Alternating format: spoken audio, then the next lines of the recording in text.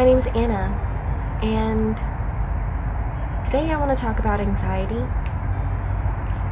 Anxiety affects everyone differently, and my experiences won't be the same as other people's experiences when they are dealing with anxiety. For me, I didn't even know that I had anxiety. I didn't really realize that I had anxiety until I was in high school, and other people consistently kept telling me that I was a very anxious person and that I have anxiety about different things. Or when I would describe the way that I was feeling or the things that were going through my mind, people would be like, "You have anxiety, man," in a kind of offhand way. But through that, I realized what anxiety is and what anxious tendencies I was leaning towards. So for me, anxiety manifested itself as always being tense. I always hold my shoulders really close and like up near my ears, my tongue being at the roof of my mouth, holding my jaw kind of tightly, just feeling like on edge in terms of like my literal physical body, always tight and ready to spring, like I'm a loaded spring, and then at the slightest push or trigger, I'm just gonna boom and like bounce off or explode or release all of the energy that I'm holding on to. So that was one aspect of my anxiety. I became pretty defensive because I was holding in a lot of things, a lot of feelings, and I wasn't really expressing myself with people. I would become really defensive. So when other people were expressing themselves or doing something that I felt like I wanted to do, but it wasn't available to me, or it felt like I wasn't allowed to do that thing, I would just be filled with so much like hate and resentment towards that person. Not because I don't like that person, but because that person had something that I didn't have. That person got to do something that I wasn't allowed to do, or got to be someone that I wasn't allowed to be. Some mental aspects of the way anxiety affected me was that my self-esteem was greatly affected. I was thinking that other people don't like me, or my opinions aren't valid. No one wants to hear what I have to say. Other people are doing things to be malicious towards me, so that's a self-esteem issue, thinking that other people are out to get me. And I was having a lot of negative self-speech inside of my head, so being very self-deprecating and saying that I wasn't good enough to do something, or I was too stupid to do something. Just a lot of negative self-speech inside of my own head towards myself. So the environment inside of my head, in my mind, was very negative towards myself. The image I had of myself was not a positive one. So I just didn't think that I was capable to achieve the dreams that I have, or that I was good enough to get anywhere in life, or that life was always going to be hard for me. Anxiety, for me, I feel more comfortable in isolating myself from others. So I don't really talk to my friends. I don't talk to my mom or my family or people that are close to me that make me feel good. I don't talk to them because I just feel like no one loves me. Everything is always going to be hard. No one wants to hear about all the things that I always have going on all the time. I just like to complain. I don't even have that bad of a life. So that's me comparing my situation to others. Me saying that I don't have even that bad of a life devalues the things that I'm going through. Everyone is going to have a worse life. Someone else is always going to be more worse off than you, and that doesn't devalue the things that you're going through. Okay, so like, don't even start to compare yourself to other people. That's really negative, because there is always someone worse off than you. that doesn't mean that what you're going through isn't valid, isn't terrible, that you deserve to live like that. That literally proves nothing. So having that conversation isn't positive. Anxiety kind of causes me to create this spiral in my head, this little environment where it's like a feedback loop. Or what is that other thing? It's like circular logic. There we go. Where you say something and then you have all of this evidence to support this claim that you've made. So I'm stupid because I can't do math, because I'm not an elite athlete, because I have stubby fingers. So I'm stupid. These things make me stupid. Well, that's not true. None of those things inherently make you stupid, and also, you're not stupid. Just because you're having difficulty with something right now doesn't mean that you don't have the capability to learn that thing or to become better at that thing. So anxiety will kind of make me feel comfortable in my little circular logic feedback loop inside of my head of just telling myself that things are negative and that they're never going to get better and that it's always going to be hard. And so I'm creating this environment in my head where everything that good that ever happened to me isn't considered. That's not part of this equation. And the things that are negative that do happen to me are proof that I'm not worthy of whatever dreams or aspirations that I have. And I'm not even counting all of the positive things. So I'm like ignoring half of my life or even more and only listening to the negative. And that's not healthy or good. I never even knew what anxiety attacks were or panic attacks. Just, for me, it's extremely overwhelming. Like, I start feeling very hot, my chest feels very tight. For me, my ears start to burn, like they feel so hot. It's like I'm sitting right next to a fireplace or something, and my ears are just on fire. My throat feels very tight from the lack of oxygen. I'm hyperventilating, And not all of these things happen all at once. Sometimes it's just one thing, and it's just the beginning of panic setting in or anxiety overwhelming me. And then sometimes it's all of these things happening. Just feeling an immense lack of control, feeling like I'm just spiraling out of nowhere, like I'm literally in free fall, and just everything is outside of my grasp. Head starting to hurt, feeling nauseous, migraines. I get migraines a lot anyways, but then even more intense headaches when I'm having an anxiety problem or a panic attack. Lots of crying. Sometimes I can't cry, and that feels even worse because it feels like I've just accepted, that life is no good. And like I said in the beginning, anxiety is different for everyone.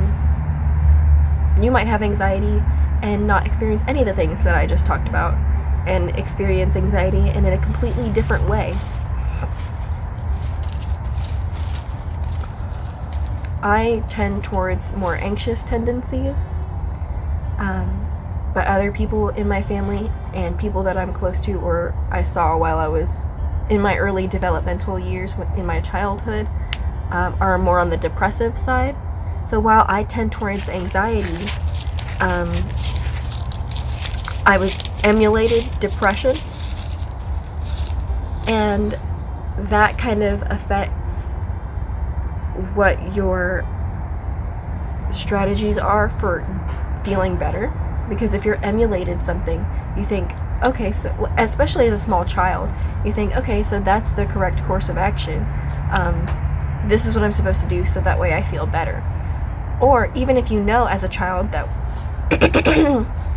what this adult is doing is not good and unhealthy for them, because that's what you were emulated, because that's what you saw, it doesn't mean that you're inherently going to do that when you're an adult. It's just already in your brain. So it is a pattern that you've seen before, and some things become habituated into your life, and so you can come into this pattern where you do the same things that you saw other people doing, even though you knew that those methods were wrong and that's not the way that you're supposed to feel better or take care of yourself. I don't really have a lot of suicidal thoughts in general. Especially as a young child, I've had anxiety and depression even when I was a young, small child. And I never had suicidal thoughts then. It was more so that I always just wanted to be away from here. I just wanted to run away, or that this life, this planet, this body, this existence wasn't the right thing for me, and I was supposed to be somewhere else. Like, my life was being lived somewhere else. So I think that was a coping mechanism that I used as a small child.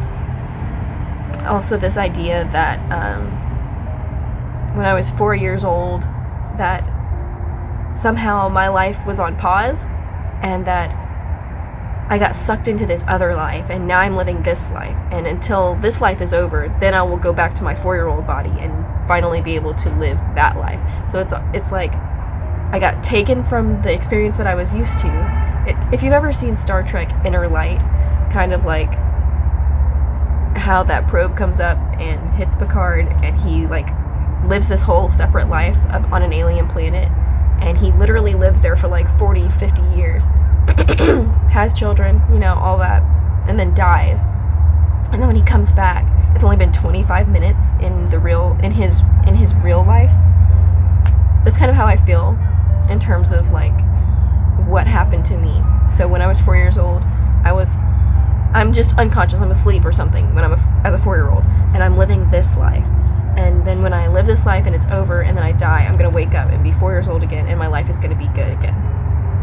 So I think that's a coping mechanism of extreme mental and emotional stress. These stories and narratives that I've created in my head to kind of cope with life being difficult sometimes, especially as a small child. And, none of these things are inherently normal, but they're also not inherently bad or wrong either. Like, they are normal coping mechanisms that some people employ given immense emotional stress.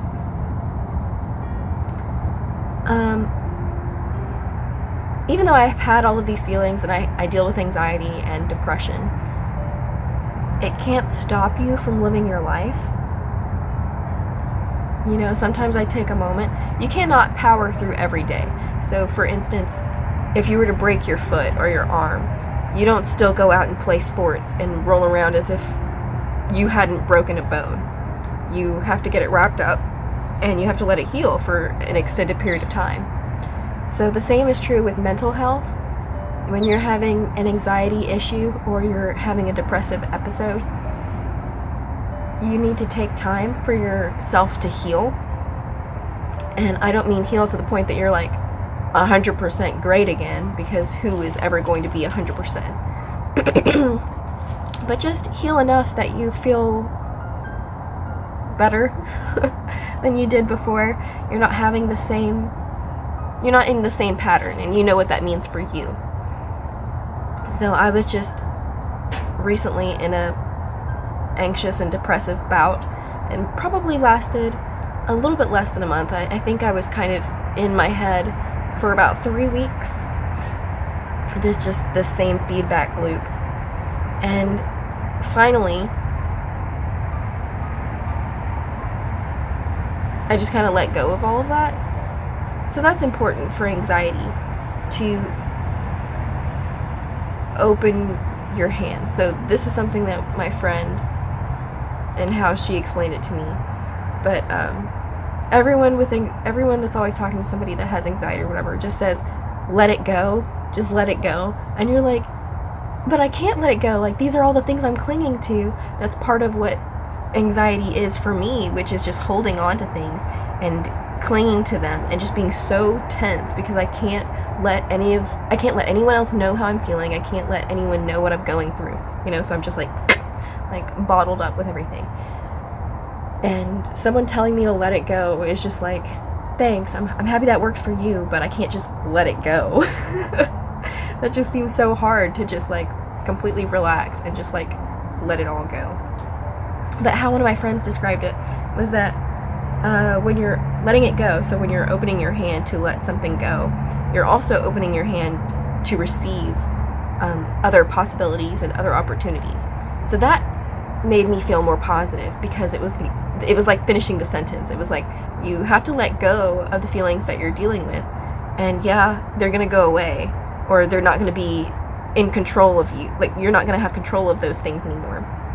However, you're also going to be open to different possibilities, to different opportunities, and that made it feel more fluid. Like, okay, if something comes in that I don't like, I can let it go again, and if something comes in that I do like, I'm like, wow, I never would have gotten this far if I hadn't taken the first step of letting it go. So that feels positively. And I didn't really talk to any friends in this time period to make me feel better.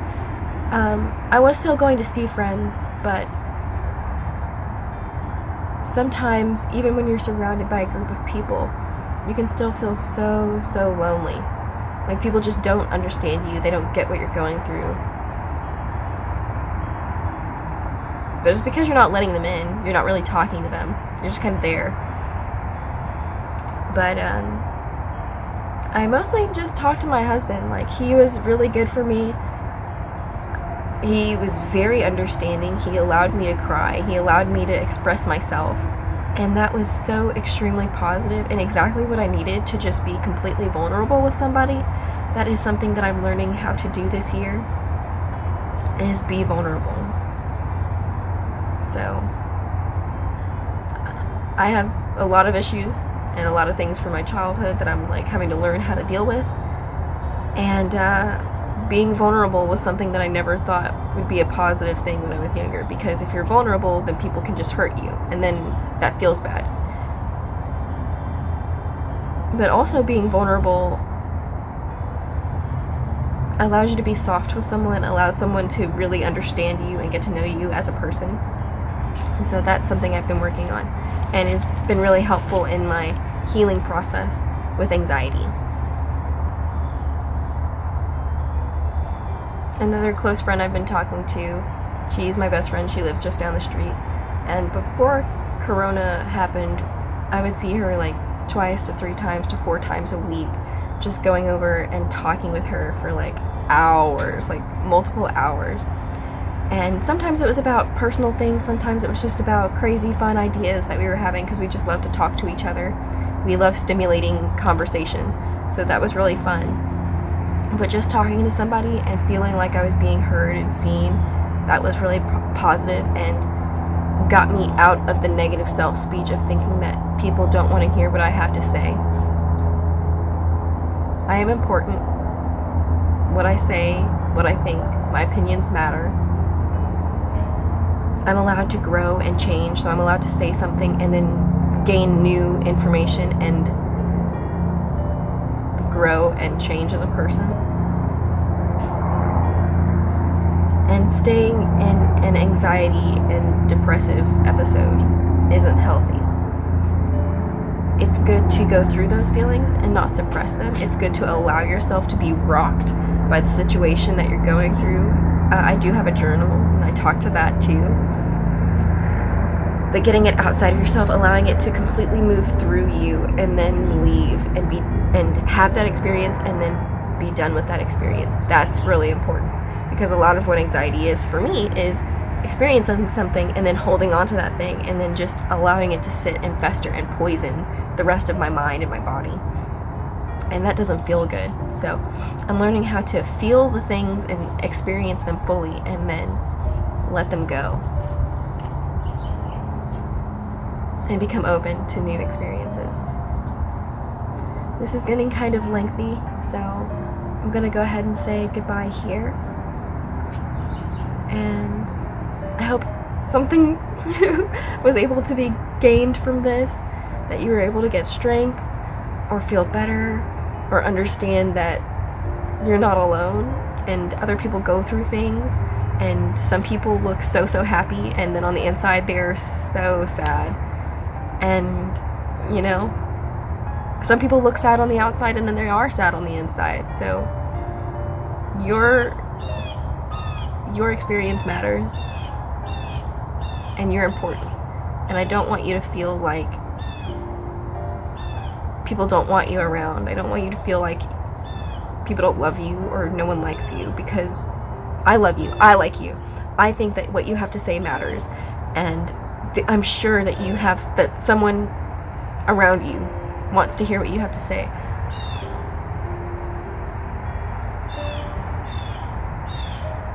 Do art. Express yourself. Write some stories. If you don't like, I mean, you don't have to be a great artist to do art, like color. Just do something that allows you to express yourself and makes you feel good about yourself, regardless of if you're good at that thing. Because if it makes you feel good, then you are good. You're good at that thing if it makes you feel good. I love when I see you smile. I love when people get silly and they finally start talking with fervor about things that are important to them. I love you. Have a good day.